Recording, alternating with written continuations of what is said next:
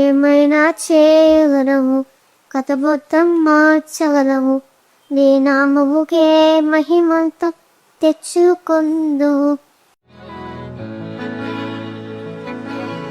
చర్మ సమస్యలు రావడం చూసాము. ఆ తర్వాత అలర్జీ సమస్యలు, పాప బరువు ఎత్తు పెరగకపోవడము, తర్వాత కంటికి సంబంధించిన సమస్యలు, తర్వాత శ్వాసకు సంబంధించిన సమస్యలన్నీ కూడా మేము అన్నీ గమనిస్తూ వచ్చాము. మా ఫ్రెండ్స్తో ఆడుకోవడానికి కావాల్సిన బరస్లో మీరు వారిలాగా నేను ఎగరలేకపోతున్నాను.